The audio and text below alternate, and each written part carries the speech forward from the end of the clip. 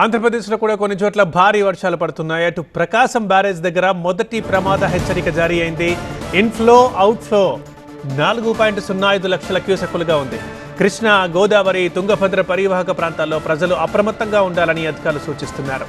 వరద కొనసాగే అవకాశం ఉండడంతో అధికారులు అప్రమత్తమయ్యారు. ఎప్పటికప్పుడు టెలికాన్ఫరెన్స్లు నిర్వహిస్తున్నారు. లోతట్టు ప్రాంత ప్రజల్ని అలర్ట్ చేస్తున్నారు. వాగులు, కాలువలు దాటే ప్రయత్నం చేయొద్దంటూ హెచ్చరిస్తున్నారు. మరింత సమాచారం మా కరెస్పాండెంట్ శివకుమార్ అందిస్తారు. బ్యారేజ్ వద్ద గంటకు వరద ప్రవాహం పోటెత్తుతూ ఉంది. ఎగువ నుంచి వస్తున్నటువంటి భారీ వరద ప్రవాహాన్ని దిగువకు విడుదల చేస్తూ ఉన్నారు అధికారులు.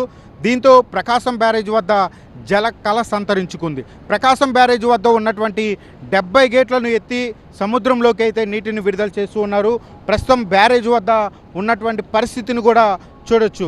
ఎగువ నుంచి వస్తున్నటువంటి భారీ వరద ప్రవాహం దిగువకు వెళ్తున్న నేపథ్యంలో ప్రకాశం బ్యారేజ్ వద్ద కృష్ణమ్మ పరవళ్ళు తొక్కుతూ ఉంది.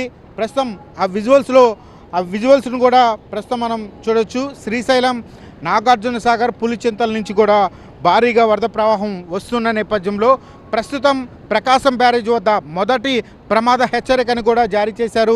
ఈరోజు సాయంత్రానికి వరద ప్రవాహం మరింత పెరిగే అవకాశాలు ఉన్నట్లుగా అధికారులు అంచనా వేస్తూ ఉన్నారు. ప్రస్తుతం అయితే 4,05,000 క్యూసెక్ల నీటిని దిగువకు విడుదల చేస్తూ ఉన్నారు.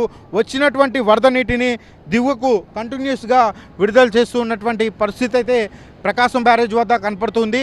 ప్రస్తుతం ప్రకాశం బ్యారేజ్ వద్ద నీటి మట్టం 12 అడుగుల నీటి మట్టం కూడా కొనసాగుతూ ఉంది. మరోవైపు గత 2 రోజులుగా కురుస్తున్నటువంటి భారీ వర్షాల నేపథ్యంలో వాగులు, వంకలు కూడా పొంగి పొరలుతూ ఉన్నాయి. రోడ్ల మీదకి ఈ యొక్క వరద నీరు వచ్చి చేరుతున్న నేపథ్యంలో అధికారులు కూడా తీసుకోవాల్సినటువంటి జాగ్రత్తలు తీసుకుంటూ ఉన్నారు. ఇటు కృష్ణానది దిగువ ప్రాంతాల్లో ఉండేటువంటి ప్రజలు కూడా అప్రమత్తంగా ఉండాలి. ఎక్కడైతే లోతట్టు ప్రాంతాలు ఉంటాయో ఆ లోతట్టు ప్రాంతాల్లో ఉండేటువంటి ప్రజలు సురక్షిత ప్రాంతాలకు తరలి వెళ్ళాలని చెప్పని ఇప్పటికే అధికారులు ఆదేశాలు జారీ చేశారు. దీనికి సంబంధించినటువంటి అన్ని చర్యలు కూడా చేపడుతున్నటువంటి పరిస్థితులు అయితే విజయవాడలో కనపడుతున్నాయి. కెమెరామ్యాన్ సురేంద్రతో శివకుమార్, ప్రకాశం బ్యారేజ్ నుంచి.